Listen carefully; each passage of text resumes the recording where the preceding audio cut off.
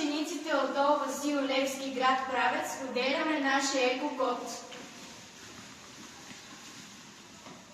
Ангажираме се да следваме идеята за рециклиране в името на една по-зелена планета.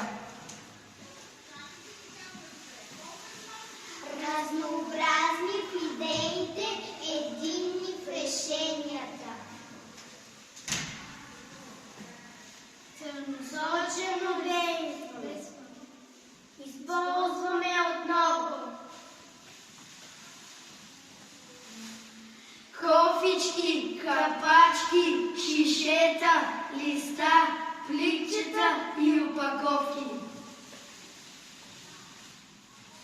Изхвърляме разделно ненужното. Апелираме към навременни действия за опазване на екологичното равновесие.